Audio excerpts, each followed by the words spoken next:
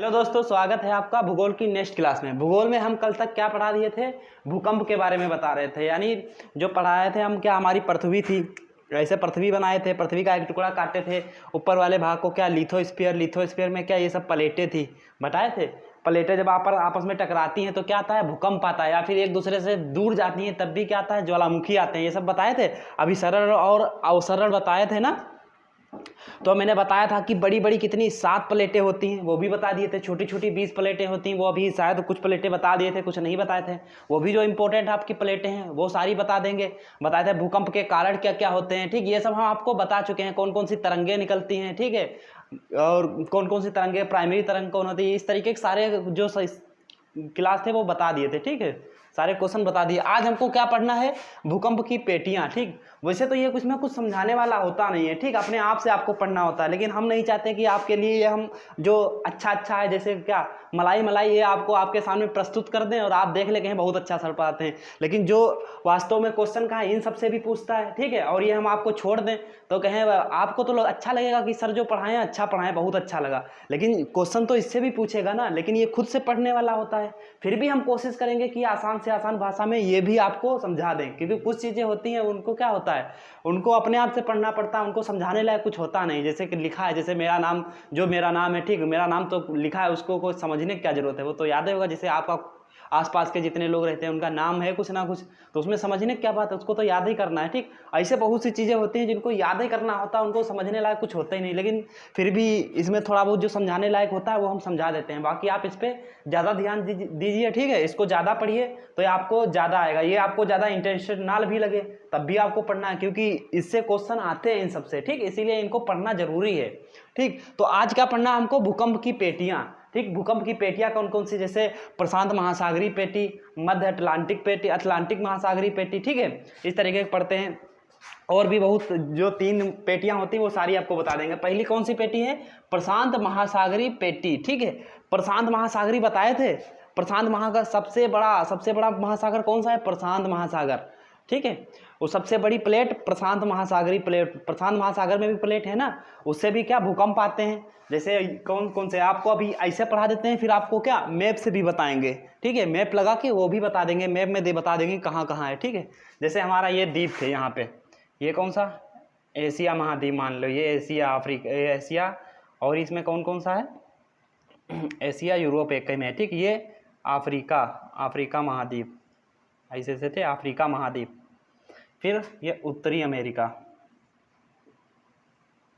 ये दक्षिणी अमेरिका, ये अटलांटिका, ठीक है। ये ऑस्ट्रेलिया इधर है। ये सब वो छोटे छोटे द्वीप वगैरह हैं, ठीक है। तो प्रशांत महासागर क्या इधर ही था? प्रशांत महासागर और इधर का महासागर, इसको क्या बोल देते थे? प्रशांत महासागर। वैसे तो देखने में ये 2 अलग अलग जगह है, ठीक है। क्यों? क्योंकि हमारी पृथ्वी कैसी है? गोल है। अगर इसको बीच से काटे थे प्रशांत महासागर को ना, इसीलिए क्या 2 भागों में बट गया था। लेकिन जब इसको फिर से एक में मिलाएंगे तो पूरा एक में आ जाएगा। जैसे कि हमने ये उत्तरी अमेरिका को ऐसे ना बना के कैसे बना दें, देखिए इसको मिटाल के क्या एक पास बनाते हैं, गोल पीछे का एरिया बनाते हैं।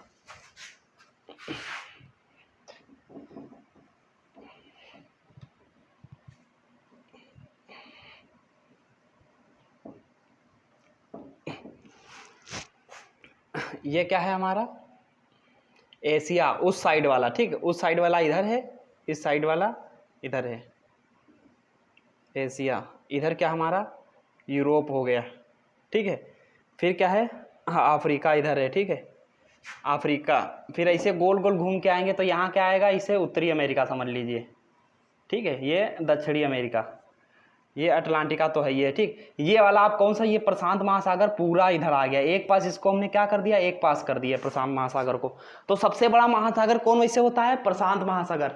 इसी को क्या कहते हैं? प्रशांत महासागरीय पेटी, ठीक है। भूकंप की पेटियां पढ़ा रहे हैं, एक ये भी भूकंप की पेटी में आता है। कौन सा? प्रशांत महासागरीय पेटी। 63% भूकंप केवल इसी प्रशांत महासागरीय पेटी से आता है। क्यों? क्योंकि यहाँ सबसे ज़्यादा भूकंप वगैरह आते रहते हैं इसमें।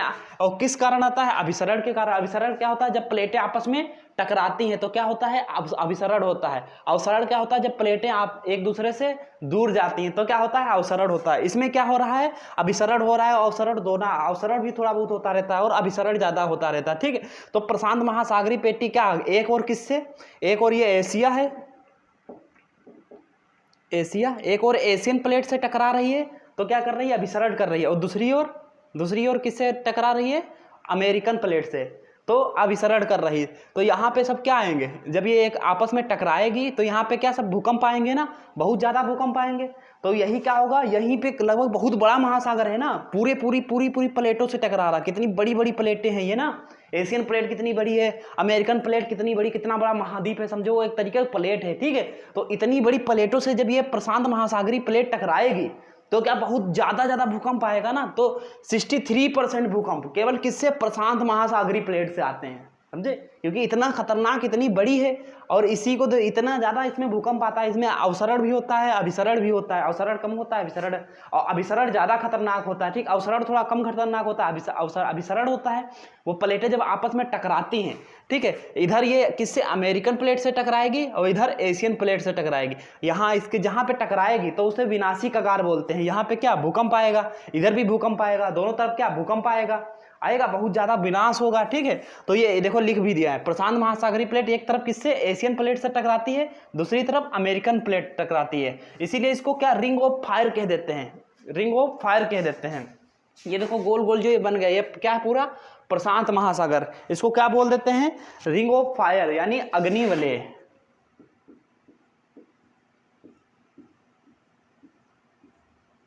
अग्निवलय यानी यहाँ सब आग वाग निकलती रहती होगी ना, इसीलिए इसका नाम क्या रख दिए? अग्निवलय, रिंग ऑफ फायर। क्योंकि जब टकराती है अवसरण भी होता है, अभिसरण भी होता है। इसमें क्या? भूकंप भी आते हैं और ज्वालामुखी भी फटते हैं। ज्वालामुखी फटेंगे तो सब क्या? मेघवा नीचे से ऊपर निकलेगा, लावा वो बाहर निकलेगा, तो उससे क्या होगा? इसीलिए इसका नाम क्या? आग वाग फैलेगी सब, इसीलिए इसको अग्निवलय रख दिया इसका नाम। और जो अभिसरण होगा ये तो भैया बहुत ही खतरनाक होता है। आएंगी प्लेट भड़ाक से, कितनी बड़ी प्लेट है, इसमें टकराएगी तो क्या होगा? भूकंप आएगा, सब ऐसे हिला देगा, सब झटका उटका आएगा, ठीक है। तो यही सब इधर ये अमेरिकन, ये किससे? प्रशांत महासागरीय पेटी से हो रहा है, ठीक है। क्या हो रहा है? इसे 63% भूकंप आ रहे हैं। किस कारण? अभिसरण के कारण। प्रशांत महासागरीय प्लेट एक और किससे? एशिया से टकराती है, दूसरी ओर अमेरिका से टकराती है। इसीलिए इसको क्या? रिंग ऑफ फायर यानी अग्निवलय बोल देते हैं। ये बिल्कुल गोल गोल जो दिख रहा है ये पूरा क्या है? प्रशांत महासागर है। ये अलग अलग वैसे होता है, लेकिन हम इसको क्या, देखो ये वाला पार्ट काटे तो प्रशांत महासागर आधा इधर चला गया था, आधा इधर चला गया, ठीक। लेकिन हम इसको फिर से एक में मिला के, इसको एक में मिला के देख रहे हैं, ठीक है। तो प्रशांत महासागर को एक में कर दिए हैं यहाँ पे। वैसे यहाँ से काटेंगे, ऐसे से अलग करेंगे तो एशिया इधर चला जाएगा, ये उधर चला जाएगा। लेकिन हम क्या किए? एक में मिला के पढ़ा रहे हैं यहाँ पे, ठीक है। तो अभी मैप में भी बता देंगे, ठीक है। तो ये कौन सा होगा? प्रशांत महासागरीय पेटी। और दूसरी में आप और दूसरी पेटी कौन सी होती है? मध्य महाद्वीपीय पेटी, ठीक है। एक अटलांटिक महासागरीय पेटी होगी, ठीक है। अब दूसरी कौन सी पेटी है? मध्य महाद्वीपीय पेटी। चलो इसको हम मिटा देते हैं, फिर दूसरी पेटी बताते हैं। उसके बाद क्या करेंगे? हम इसको सबको मैप से पढ़ा देंगे।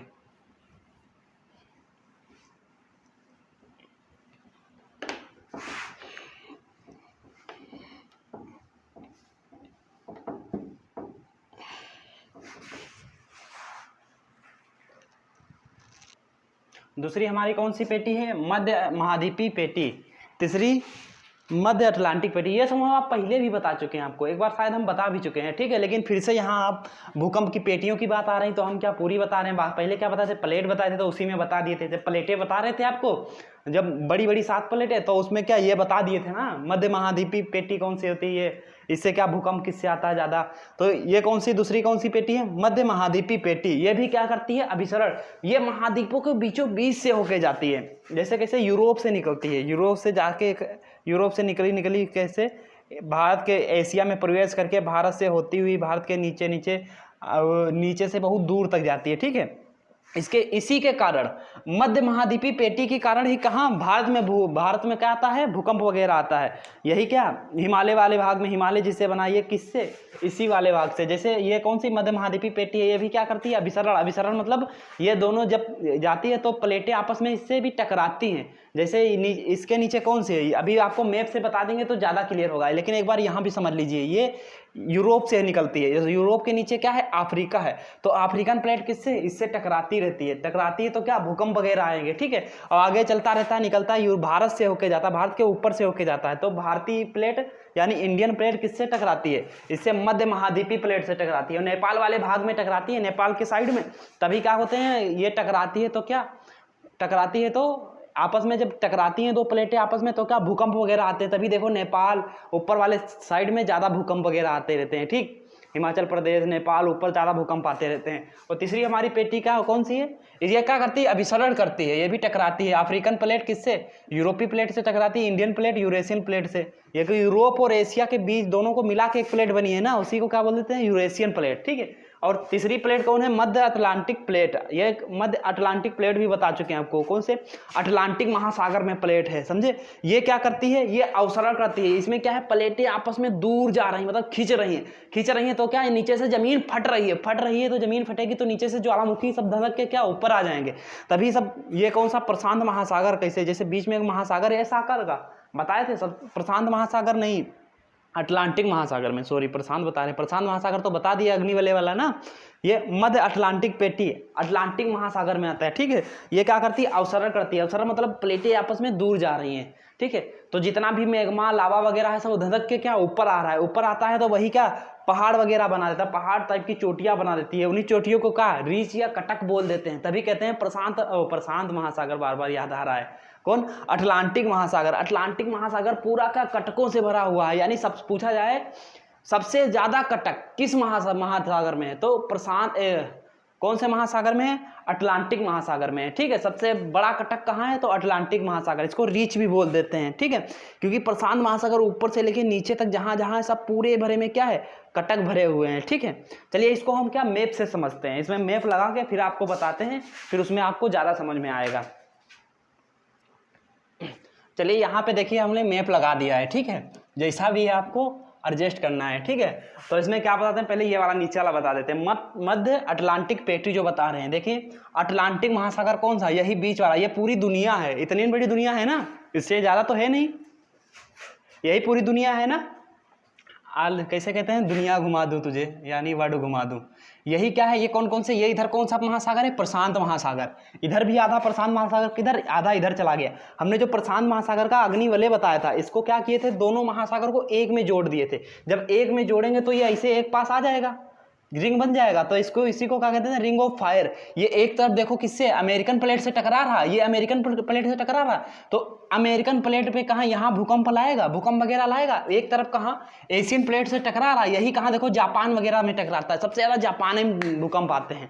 लेकिन जापान इतना टेक्नोलॉजी उसके पास है क्या, अभी बताएंगे क्या क्या चीज़ यूज करना चाहिए, कैसे इससे बचना चाहिए भूकंप से, ठीक है, वो आगे की बात है। एक तरफ किससे, एशियन प्लेट से टकरा रहा है, एशिया से टकरा तो एशिया में भूकंप ला देगा, तो क्या हो रहा, अभिसरण हो रहा है, यानी प्लेटें आपस में क्या टकरा रही। जब टकराएंगी तो क्या आएगा, भूकंप लाएगा, इधर भी लाएगा इधर भी, क्योंकि ये एक में इसे मोड़ के एक पास कर देंगे तो एक पास हो जाएगा ना। तो इसी को क्या रिंग ऑफ फायर कह देते हैं, समझे। इसमें अभिसरण और अवसरण दोनों होता रहता है, ठीक। जब अवसरण होता है तो क्या नीचे से वो क्या आता है, ज्वालामुखी वगैरह निकलते हैं, फटकते हैं, ऊपर क्या धधकते हुए बाहर आ जाते हैं, ठीक है। और दूसरा कौन सा बताते हैं, मध्य महाद्वीपीय पेटी। मध्य महाद्वीपीय पेटी देखो, ये देखो यूरोप है, यूरोप से यहाँ से शुरू होता है, यहाँ से शुरू होके यहाँ से क्या सऊदी अरब, इराक, ईरान होते हुए पाकिस्तान, नेपाल, भारत के ऊपरी भाग से होते हुए नेपाल होते हुए नीचे म्यांमार होते हुए यहाँ सब नीचे तक आता है, यहाँ तक आ गया। कितना बड़ा है ये, पूरे क्या है महाद्वीपों के बीचों बीच से जाते हैं। और भारतीय प्लेट कौन सी है, ये वाली है, इंडियन प्लेट ये वाली है। पहले इंडिया कहाँ, ये वाला था। ये सब भूगोल में पढ़ाएंगे अभी आगे चल के, मतलब जब ज्योग्राफी पढ़ाएंगे तब उसमें बता देंगे यहाँ से यहाँ कैसे कैसे आया। जब ये यहाँ से आया भारतीय प्लेट, जब इससे टकराती है, किससे, मध्य महाद्वीपीय प्लेट से, तो टकराती रहती है आपस में, क्या टकराती रहती है। ये एक बार सट गई है इससे तो क्या है, इसको ढकेलती रहेगी, ठीक है। तभी देखो हिमालय यहाँ क्या बन गया, हिमालय यहाँ से ऊपर से लेके नीचे तक हिमालय है, किससे बना है, अभिसरण से बना है। क्या इंडियन प्लेट किसको, मध्य महाद्वीपीय प्लेट से टकरा गई है, ठीक, अभिसरण कर दी है तो उसको क्या ढकेल रही है। तभी देखो हिमालय पढ़े हो, हिमालय की ऊंचाई हर बार बढ़ती रहती है, हर साल बढ़ती रहती है, हर साल बढ़ती रहती है। पहले आप छोटे थे तब पढ़े होंगे कि 8,848 मीटर है, अब पढ़े होंगे 8,850 मीटर, कुछ समय बाद यही कितनी हो जाएगी, 8,852 मीटर हो जाएगी। ठीक है, ये हर साल बढ़ती रहती है इसकी ऊंचाई, लगभग हर साल 5 सेंटीमीटर बढ़ जाती है लगभग ऊंचाई इसकी, हिमालय की। ठीक है, तो ऐसे धीरे धीरे जब टाइम आएगा तो और बढ़ता चला जाएगा, बढ़ता चला जाएगा। ठीक है, और यहाँ देखो कौन से अफ्रीकन प्लेट है, अफ्रीकन प्लेट दिख रही है, अफ्रीकन प्लेट कहाँ, यूरोप वाली प्लेट से, ये यही वाली कौन सी मध्य महाद्वीपीय प्लेट से टकराएगी, ये यूरोप में है ना मध्य यहाँ यूरोप से आई है, तब ये अफ्रीकन प्लेट इससे टकराएगी तो क्या इससे, ये बड़ी प्लेट है, ये ऊपर वाली छोटी है, तो इसको क्या ढकेल देगी, ऊपर ढकेल देगी, तो एक समय ऐसा आएगा यूरोप मैदानी भाग से हटके क्या पठार बन जाएगा। क्यों, क्योंकि यहाँ देखो ये जब इसको ढकेलेगी तो ऊपर उठेगा तो क्या पठार बन जाएगा ना। यहाँ वाटरलू का मैदान बहुत फेमस है, जैसे अपने यहाँ पानीपत का मैदान फेमस है ना, जो पानीपत जीत लिया समझो पूरे भारत को जीत लेता था। हिस्ट्री में पढ़े होंगे ना, पढ़ाएंगे हिस्ट्री तब बड़ा मजा आएगा। ठीक है, इसीलिए यहाँ वाटरलू का मैदान बहुत फेमस है यूरोप में। ठीक है, जो वाटरलू का मैदान जीत लिया वो समझो पूरे यूरोप पे क्या करेगा, राज करता था। ठीक है, तो ये वाली जो प्लेट है अफ्रीकन प्लेट किसको, यूरोपियन प्लेट को ऊपर ढकेल देगी, ढकेल के क्या इसको एक दिन पठार बना देगी।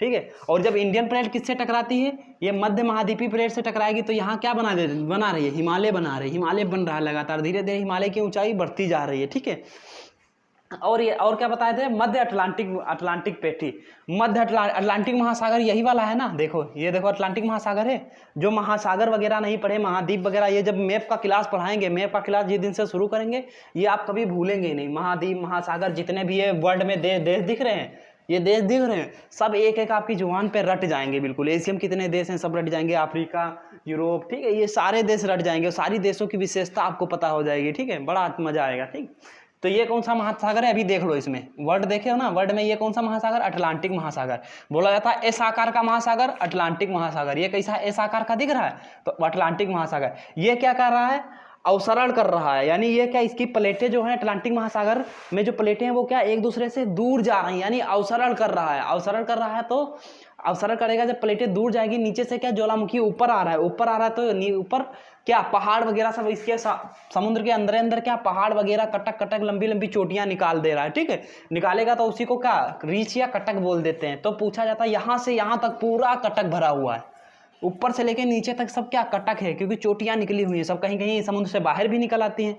जो बाहर निकले हैं उसको क्या समुद्री चोटी बोल देते हैं ना, जो अंदर रह जाती है उनको कटक। ये टोपोग्राफी में हम ये सब पढ़ा चुके हैं ना, तो इसीलिए पूछ लिया आता है कि सबसे बड़ा कटक कहाँ है, तो अटलांटिक महासागर में। इसीलिए यहाँ जहाज वगैरह कोई जाता है तो क्या जहाज जाने के लिए पहले परमिशन लेनी पड़ती है कि किस रास्ते से इसका रूट बना हुआ है, रूट तो है, इसको छोड़ के दूसरे रूट से चले गए तो कहीं ना कहीं आपका जहाज टकरा जाएगा, समझे।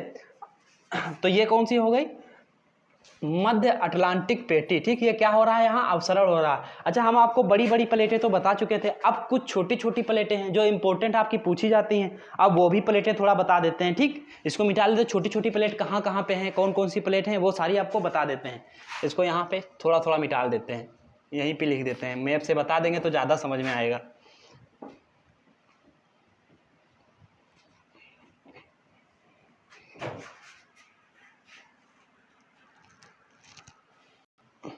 अब ये देखते हैं अन्य छोटी पेटियां, यानी अन्य छोटी प्लेटें, छोटी छोटी प्लेटें मैंने बताया था, बाद में बताएंगे। तो वही इतनी लगभग प्लेटें याद कर लो, आपको इसी से पूछ लिया जाता है क्वेश्चन। ठीक है, तो पहली कौन सी प्लेट है, फूका प्लेट, कहाँ पे है, यूएसए के पास है, मैंने बता भी दिया था। ये देखो अभी भी निशान लगाया, वही वाला मैप है ना, एक बार लगा चुके हैं ये मैप ना।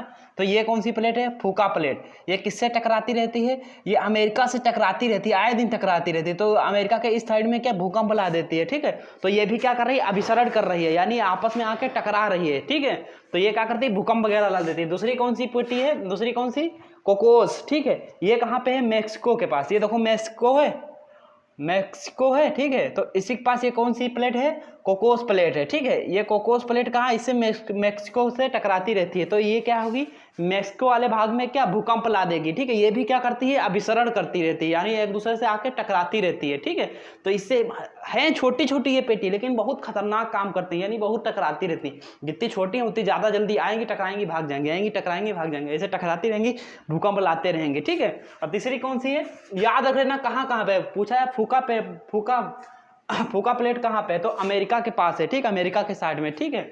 और ये कौन सी? कोकोस प्लेट, तो मेक्सिको के पास, ठीक है।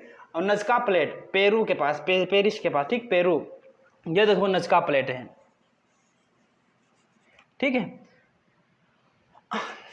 ये कौन सा? दक्षिणी अमेरिका, दक्षिणी अमेरिका का एक देश है, कौन सा? पेरू। ये पेरू के पास है। ये किससे? पेरू से क्या करती है? टकराती रहती है, टकराती रहती है, टकरा टकरा के क्या उसमें क्या पेरू में भूकंप ला देती है। तो ये भी क्या कर रही है? अभिसरण कर रही है। जितनी प्लेटें ये क्या कर रही हैं? अभिसरण कर रही हैं, टकराती हैं फिर भाग जाती, टकराती मारती भाग जाती, ठीक है। तो ये क्या कर रही है? अभिसरण कर रही है। कौन सी? छोटी छोटी प्लेटें हैं। एक ये हो गई कौन सी? फूका प्लेट, ठीक। फिर ये कोकोस प्लेट, ये नचका प्लेट, ठीक है। और अफ्रीकन रिफ्ट, अफ्रीकन रिफ्ट देखे सुने होंगे ना, अफ्रीका में दरार पड़ गई, दरार पड़ गई यहाँ से यहाँ तक। ये कौन सा? ये देखो, ये अफ्रीका इतना महाद्वीप है ना, कुछ समय बाद ये एक और अलग से महाद्वीप बन जाएगा। क्यों? क्योंकि यहाँ बीच में क्या दरार पड़ गई। ये वाला जो एरिया है ये कुछ समय बाद टूट के क्या अलग हो जाएगा, अफ्रीका से, अफ्रीका से अलग हो जाएगा, अलग हो जाएगा और कौन सा? एक नया महाद्वीप बना लेगा। क्यों? क्योंकि यहाँ बीच में दरार पड़ गई। ये क्या कर रहा है? अवसरण कर रहा है, यानी एक दूसरे से क्या दूर जा रहा है, फट रहा है। पहले क्या है? भारतीय प्लेट भी कहाँ? यहाँ थी, भारत में था। मेडागास्कर भी भाई इसी में टकराया हुआ था। देखो इसमें जोड़ के देखो, इसमें सेट हो जाएगा ना। तो यहाँ भारतीय प्लेट भी थी और मेडागास्कर एक समय आया, टूट टूट के धीरे धीरे ये प्लेट कहाँ ऊपर खिसक के कहाँ मध्य महाद्वीपीय पेटी से जाके लड़ गई। जैसे लड़ी वैसे सब क्या नीचे जो जितना भी महासागर वो समुद्र वगैरह था वो सब ऊपर एक में जुड़ गया, जुड़ के क्या कौन सा? हिमालय पर्वत बना लिया, ठीक है। तो ये कौन सी पेटी है? ये कौन सी है? छोटी प्लेट कौन सी है? अफ्रीकन रिफ्ट, ठीक है। ये एक समय टूट के क्या अलग हो जाएगी और एक नया महाद्वीप का निर्माण हो जाएगा। तो ये भी छोटी एक प्लेट है, ठीक है। इससे ये क्या हो रहा है? अवसरण हो रहा है इसमें, इसमें अभिसरण नहीं हो रहा है। अभिसरण क्या होती है? जब आपस में टकराती है, इसमें क्या दूर जाने की कोशिश कर रही है, यानी टूट रही प्लेटें आपस में क्या चिटक रही, दूर हो रही, बीच में क्या दरार पड़ रहा है। दूसरी प्लेट कौन सी है? वर्मा प्लेट। वर्मा प्लेट कहाँ? अंडमान के पास है। ये देखो भारत है हमारा, भारत के पास कहाँ? ये अंडमान है, अंडमान निकोबार द्वीप समूह है ना। तो ये अंडमान के पास कौन सी है? वर्मा प्लेट, ठीक है। वर्मा किसका पुराना नाम था? म्यांमार का पुराना नाम क्या था? वर्मा था, ठीक है। तो यहाँ पे कौन सी एक वर्मा प्लेट है? किससे? अंडमान निकोबार द्वीप समूह है ना यहाँ पे। तो अंडमान के पास कौन सी प्लेट है? वर्मा प्लेट है। ये कहाँ? अंडमान से टकराती रहती, तो उससे भी क्या भूकंप आते रहते हैं, ठीक है। अच्छा, समुद्र में आए भूकंप को क्या? सुनामी कहते हैं। सुनामी कैसे आती है? सुनामी वाला भी आगे बताएंगे आपको, ठीक। अभी क्या भूकंप पढ़ा रहे हैं तो भूकंप के बारे में बता देते हैं, ठीक है। जब समुद्र में जो वही भूकंप आएगा उसको क्या बोल देते हैं? सुनामी बोल देते हैं। फिर सुनामी कैसे कैसे आती है वो सब आपको बताएंगे हम, ठीक है। और उसके बाद कौन सी प्लेट है वर्मा के बाद? सुंडा प्लेट। सुंडा प्लेट किसमें है? दक्षिण चीन सागर में, चीन सागर में यहाँ पे है। ये कौन सी हो गई? सुंडा प्लेट। देखो आपको टिक दिख रहे हैं, ये कौन सी? वर्मा प्लेट, ये सुंडा प्लेट, ठीक। और ये फिलीपींस प्लेट। ये देखो फिलीपींस दिख रहा है, छोटे बहुत से छोटे छोटे महाद्वीप हैं, इसके महाद्वीप बता रहे हैं, बहुत छोटे छोटे द्वीप हैं, ठीक है। यहाँ फिलीपींस दिख रहा, तो फिलीपींस के साइड में पूरब साइड में कौन सी है? फिलीपींस प्लेट है, ठीक है। ये भी क्या करती है? फिलीपींस से टकराती रहती है। तो किसमें? फिलीपींस में क्या आता है? भूकंप आता रहता है। ये सुंडा प्लेट कहाँ पे है? दक्षिण चीन सागर में है, चीन सागर में है, ठीक है। और ये पूछा है वर्मा प्लेट कहाँ है? तो अंडमान के पास, ठीक है। सुंडा प्लेस दक्षिण चीन सागर में, फिलीपीन प्लेस फिलीपीन के पास। फूको प्लेट, फूको प्लेट कहाँ है? तो अमेरिका के पास, ठीक है। और कौन सी? नजका प्लेट, नजका प्लेट कहाँ है? तो पेरू के पास है, ठीक है। और कोकोस प्लेट, कोकोस प्लेट कहाँ? मेक्सिको के पास है, ठीक है। ये छोटी छोटी कुछ प्लेटें थी, ये हम बता दिए, ठीक। अब इसके बाद हमको क्या बताना है? भूकंपीय जोन क्या होता है, ठीक। जहाँ पे जब भूकंप आता है वहाँ पे कुछ जोन होगा, मतलब जिस एरिया में कुछ एरिया खास होती है जहाँ भूकंप बहुत तेज से आता है, कहीं कम आता है, ठीक है। तो भूकंपीय जोन क्या होता है? इसको हम मैप हटा देते हैं, इसके बाद क्या भूकंपीय जोन बताते हैं आपको। अब समझते हैं हम कि भूकंपीय जोन क्या होता है, ठीक है। भूकंपीय जोन क्या होता है? वह एरिया जहाँ क्या प्लेटें जब आपस में टकराती हैं, समझे, जब प्लेटें आपस में टकराती हैं उसी वही कगार को क्या वही कगार पे क्या भूकंप आएगा, तो वहाँ का भूकंपीय जोन ज़्यादा खतरनाक होगा। ज़्यादा उसके थोड़ा दूर जाएंगे तो कम खतरनाक होगा, और दूर जाएंगे तो और कम खतरनाक होगा। यानी जहाँ पे प्लेटें टकराएं, ठीक है, तो उस कगार को क्या विनाशी कगार बोल देते हैं। तो सबसे ज्यादा खतरनाक का वही एरिया होगा ना, विनाशी कगार वाला एरिया सबसे खतरनाक होगा। तो सबसे ज्यादा वही सब भूकंपीय जोन वो सबसे ज्यादा खतरनाक होगा। और जैसे जैसे उससे दूर जाएंगे तो भूकंपीय जोन कम खतरनाक होता चला जाएगा, कम खतरनाक होगा। जैसे कि ये बताते हैं आपको, कहाँ पे बताएं, यहाँ तो सब बना ही दिए। जैसे ये एक प्लेट है, ठीक है, ये दूसरी प्लेट है। जब ये प्लेट दोनों प्लेट आपस में टकराएंगी, यहाँ पे मान लिया आके टकरा जाती है, यहाँ पे जब टकराएंगी तो यहाँ पर इसका भूकंपी जोन ज़्यादा खतरनाक होगा, क्योंकि यहाँ ज़्यादा तबाही मचाएगा। इसके अपेक्षा फिर यहाँ पे चले जाएंगे, भूकंपी जोन में आएंगे तो यहाँ कम खतरनाक होगा, फिर और दूर जाएंगे, इस जहाँ पे टकराएंगे यह पूरा खतरनाक होगा ना, ये मतलब ये वाला सॉरी ये खतरनाक होगा बहुत ज़्यादा, ये ज़्यादा भूकंपी जोन इसका खतरनाक होगा, यहाँ पे ज़्यादा तबाही मचाएगा। और जैसे जैसे इससे दूर जाएंगे कम खतरनाक होगा, और दूर जाएंगे और कम खतरनाक होगा, ठीक है। तो भूकंपी जोन होते कितने हैं, 1 से लेके 5 तक, ठीक है। हाँ, और जो भूकंपी जोन 1 होता है, ठीक है, उसमें कितनी 5 तीव्रता का लगभग भूकंप आता है, तो उससे कुछ फर्क पड़ता नहीं, कितनी 5 तीव्रता का। तो जो हमारे भूगोलवेत्ता थे उन्होंने कहा भूकंपी जोन 1 को क्या करते हैं, हटा देते हैं। क्यों? क्योंकि 5 तीव्रता का भूकंप आता है, इससे कोई इतना ज़्यादा फर्क पड़ता नहीं है, ठीक है। तो इसको भूकंपी जोन 1 को क्या हटा दिया गया, ठीक है। अब कितने भूकंपी जोन हैं, 4 भूकंपी जोन रह गए। कौन? 2, 3, 4, 5। लेकिन पूछा जाए कि भूकंपी जोन होते कितने हैं, तो कितने 1 से 5 होते हैं, लेकिन रह कितने गए हैं, 4 हैं, ठीक है। पहला वाला क्या किया गया, हटा के दिया गया है, ठीक है।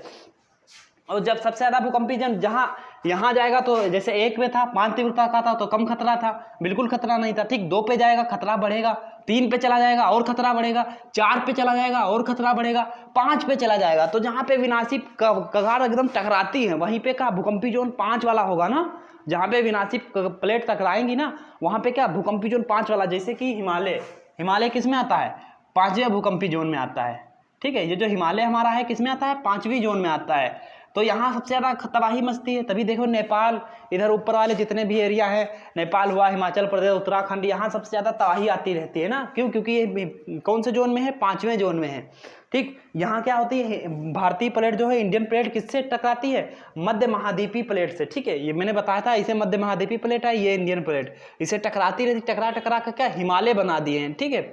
तो ये कौन से जोन में आता है, 5वें जोन में आता है। अब पूछा जाता है कि भूकंप को नापने वाली मशीन को क्या कहते हैं, नापने वाली मशीन को क्या कहते हैं, सिस्मोमीटर, ठीक है। इसको मिटा के यहाँ पे हिंदी में भी लिख देते हैं, भूकंप को नापने वाली मशीन को क्या कहते हैं, सिस्मोमीटर।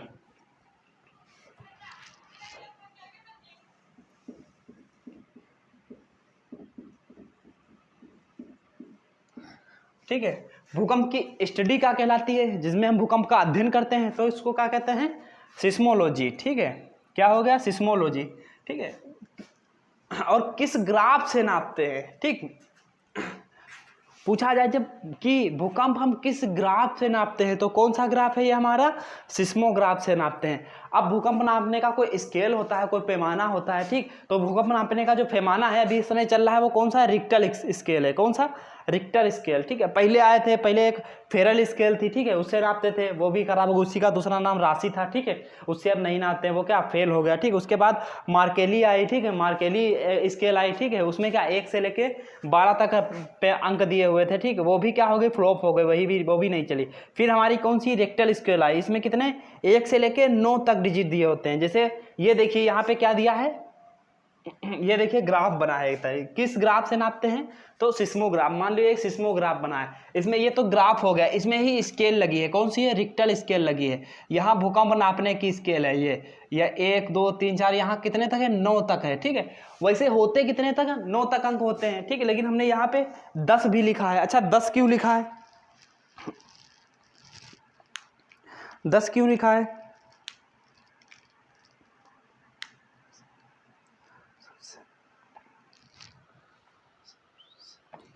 क्योंकि कभी कभी ना वो कमिश्नर लेवल के एग्जाम में पूछ लिया जाता है, सबसे बड़े बड़े एग्जाम में पूछ लिया जाता है कि सबसे रियरेस्ट, मतलब सबसे ज़्यादा भूकंप कहाँ किस जोन में आता है, तो 10 में आता है। किस में, 10 में।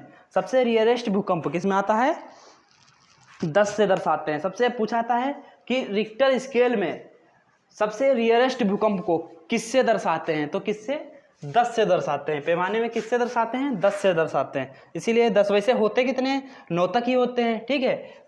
अगर 9 तीव्रता का भूकंप आ गया तो बहुत ज़्यादा खतरनाक हो गया, 1 का आया तो कोई प्रॉब्लम नहीं पड़ेगा, ठीक है, 2 का आया तो थोड़ा ज़्यादा तबाही लाएगा, 3 का आया और ज़्यादा तबाही, समझे। जितना भूकंप आता है क्या इस स्केल से क्या माप लेते हैं, देखते हैं कहाँ तक जा रहे हैं स्केल। यहाँ इसके सामने का यहाँ पे आ गया तो 5 तीव्रता का आ गया, यहाँ पे तो 6 तीव्रता का, यहाँ 7 तीव्रता का, ठीक है।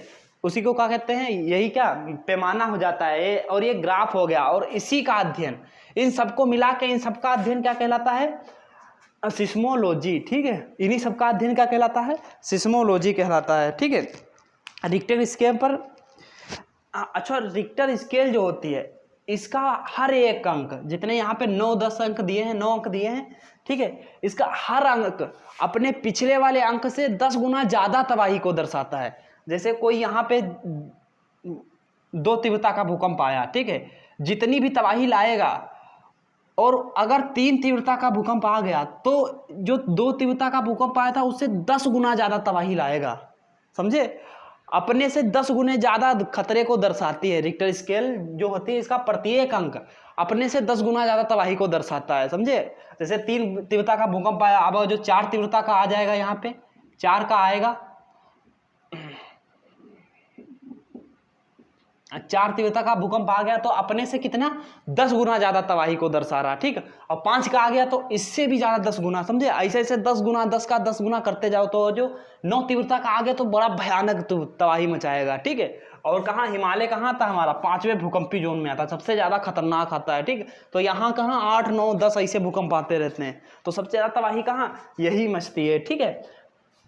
तो इतना ध्यान रखेंगे, ठीक है। भूकंप मापने की मशीन को क्या कहते हैं, सिस्मोमीटर कहते हैं। भूकंप की स्टडी को क्या कहते हैं, सिस्मोलॉजी कहते हैं। किस ग्राफ से नापते हैं, तो किस ग्राफ से नापते हैं, सिस्मोग्राफ से नापते हैं। अच्छा, अब आइसोसिस्मल क्या होता है और होमोसिस्मल क्या होता है, इसके बारे में भी जान लेते हैं। इसको क्या करते हैं, मिटाल देते हैं, फिर क्या, आइसोसिस्मल क्या होता है, होमोसिस्मल क्या होता है, इसको भी जान लेते हैं। छूटना कुछ नहीं चाहिए, भले थोड़ा बहुत जैसे भी है समझ में आना चाहिए, ठीक है आपके। और आप पढ़ते रहिए, घर पे भी इसको 2, 4, 5 बार रिवीजन करिए जब तक ये समझ में ना आए।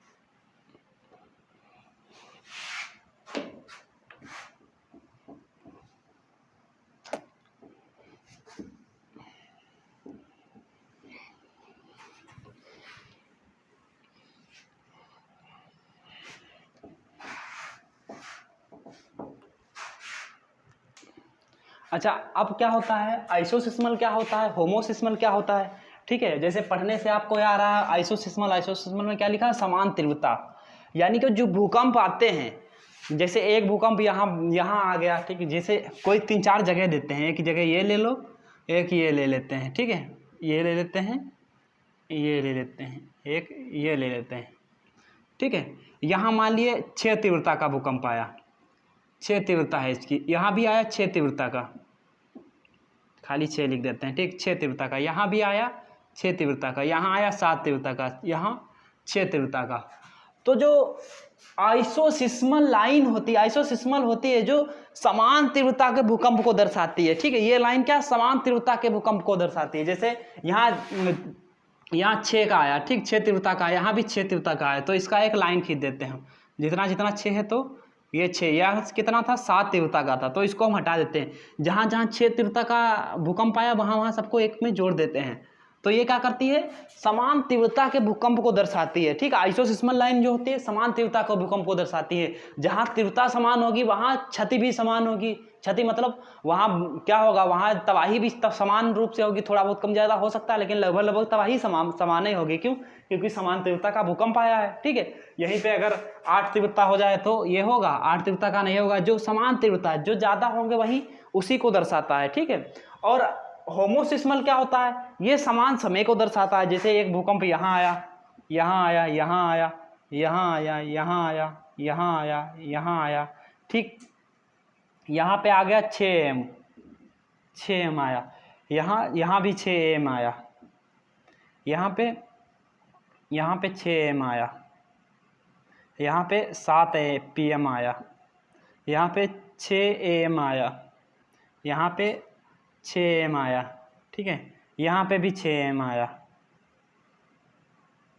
यानी सब जगह 6am मतलब समान समय को दर्शाता है। होमोसिस्मल क्या करता है, समान समय को दर्शाती है। होमोसिस्मल लाइन क्या, समान समय को दर्शाती है, यानी एक समय में कहाँ कहाँ भूकंप आया, मतलब एक जगह ये थी, यहाँ भी 6am को आया, यहाँ भी 6am को आया, यानी सुबह 6 बजे आया, यहाँ भी सुबह 6 बजे आया, यहाँ तो 7 बजे आया तो इसको छोड़ देंगे, यहाँ 6 बजे आया सुबह, तो इसको भी ले लेंगे। यहाँ सुबह 6 बजे आया, इसको ले लेंगे। यहाँ भी सुबह 6 बजे आया तो इसको भी ले लेंगे, ठीक है। यहाँ 7 बजे आया तो इसको लेंगे। 7 PM मतलब 7 बजे शाम को आया, इसको नहीं लेंगे, ठीक है।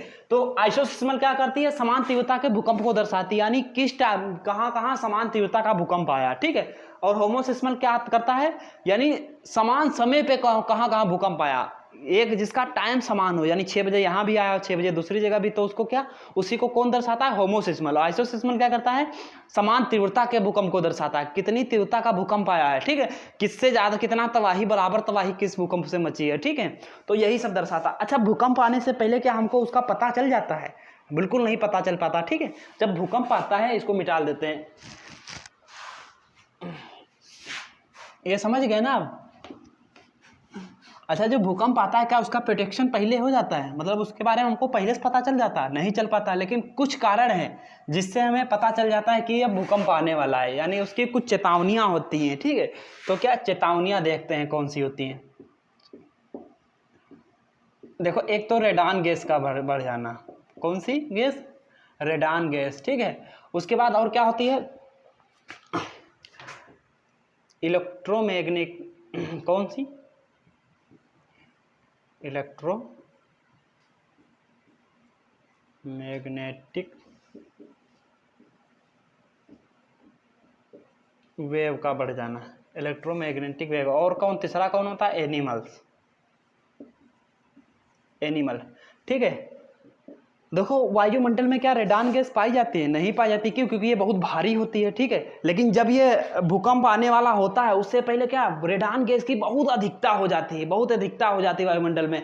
तो जो इस रेडान गैस को मापने का पैमाना होता है, जिससे मापते हैं, ठीक, रेडान गैस को, जिससे पता करते हैं कितनी है रेडान गैस, ठीक है। उससे पता करके देख लेंगे कि रेडान गैस कहीं बढ़ रही है, जो बढ़ रही तो क्या हो जाएगा, मतलब क्या, भूकंप आने वाला है, ठीक है।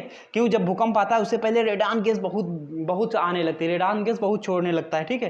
रेडान गैस का वायुमंडल में फैल जाती है, पूरी भारी होती है, इसलिए वैसे तो होती नहीं वायुमंडल में, लेकिन जब भूकंप आने वाला होता तो रेडान गैस की मात्रा क्या हो जाती है, बढ़ जाती है, ठीक है। और तभी इससे भी पता चल सकता है कि जैसे रेडान गैस की मात्रा बढ़ने लगे तो हम क्या जान जाएंगे कि अब क्या भूकंप आने वाला है, इसकी मात्रा क्या हो जाती है, बढ़ जाती है।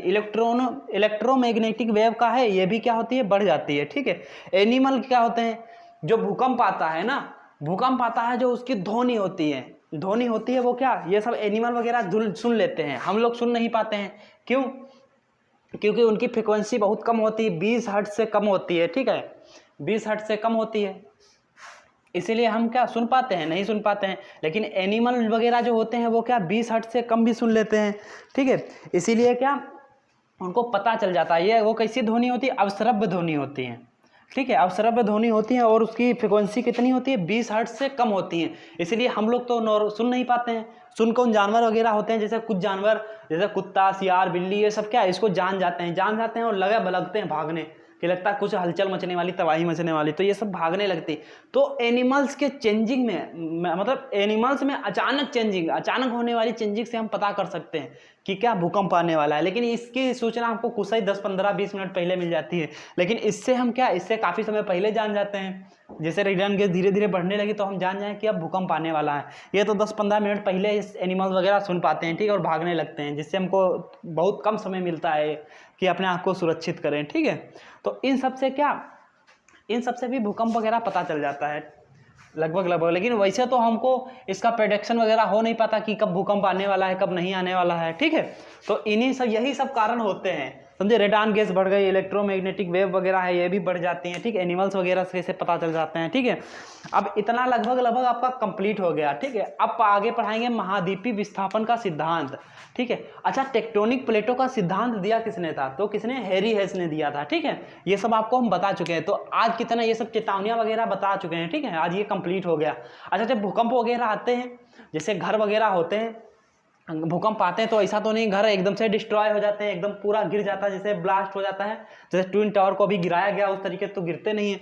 क्या करते हैं, जो घर होते हैं, जैसे घर बहुत करीब सब बने होते हैं, 10-10, 20-20 मंजिला, तो घर कैसे होते हैं, जब भूकंप आता है तो घर एक दूसरे के ऊपर गिर जाते हैं। जैसे एक ये घर था, एक ये घर था, ये इधर को सीधा खड़ा था, ये इधर को सीधा खड़ा था, ठीक है। भूकंप आए तो क्या तरा ऊपर गिर गए, लेकिन ये पूरा गिर पाते हैं नीचे नहीं गिर पाते। ज़्यादा बड़ी बड़ी बिल्डिंग शहर वगैरह में ऐसे होता है ना, सब तरा ऊपर गिर जाते हैं। तो हमको क्या करना चाहिए, जैसे भूकंप आए तो क्या करना चाहिए, एक कमरा मतलब कहीं अलग जगह देख लेते हैं जहाँ मजबूत हो, किनारे पे बैठ जाते हैं, या फिर किसी बहुत मजबूत टेबल वगैरह हो उसके नीचे घुस के बैठ जाएं, समझे। ऐसा स्थान ढूंढते हैं जहाँ सिकोर रहे, मतलब ज़्यादा मजबूत वाला स्थान ढूंढते हैं वहीं। ये पूरा तो गिर नहीं पाता है, पूरा गिरेगा तो सब ध्वस्त हो जाएगा, सब खत्म हो जाएगा।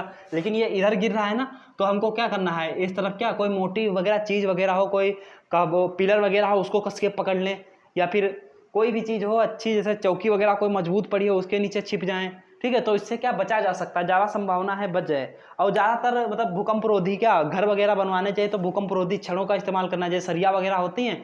जैसे जापान वगैरह में देखो, जापान वगैरह में बहुत ज़्यादा भूकंप आते हैं तो वहाँ का भूकंप रोधी छड़ का इस्तेमाल करते हैं। वो कैसी होती है, फ्लेक्चुअल होती हैं। जैसे यहाँ सरिया सीधी रहती है, वो क्या जो भूकंप आता है तो वो ऐसे मकान ऐसे हिलते रहते हैं, ठीक, हिल जाते हैं फिर भी क्या गिरते नहीं है। क्यों, क्योंकि उसमें जो छड़ वगैरह पड़ती है, सरिया वगैरह पड़ती है ना, वो फ्लेक्चुअल होती हैं, मतलब आपस में लचक जाती हैं, जैसे प्लास्टिक की तरह लचक गई फिर सीधे खड़ी हो गई, ठीक है। उस पर जोर पड़ा फिर लचक गई फिर सीधे खड़ी हो गई, तो उससे क्या होता है, गिरता नहीं, खराब नहीं होता, नुकसान नहीं होता, ठीक है। तो इस भूकंप रोधी छड़ वगैरह इस्तेमाल करना चाहिए, ठीक है। इन सब चीज़ों का क्या ध्यान रखना चाहिए हम लोगों को, ठीक है। तो इसी से क्या भूकंप वगैरह से बच सकते हैं। और भूकंपी जोन में जो जो आते हैं वहाँ से दूर अपना घर बनाओ। कोई ज़रूरी है जहाँ भूकंप आ रहा है वहीं विनाशी कगार पे घर बनाना जरूरी है, नहीं, दूसरी जगह जाके बना लो, ठीक है। वहाँ पता चले तुम 5 तीव्रता का भूकंप आ रहा है फिर भी तुम वहीं पर घर बना रहे हो, ठीक है। तो ये सब आज कंप्लीट हो गया। इसके आगे का फिर हम क्या महाद्वीपीय विस्थापन का सिद्धांत क्या कल पढ़ाएंगे, ठीक है। फिर मिलते हैं दोस्तों नेक्स्ट क्लास में, जब तक के लिए जय हिंद दोस्तों।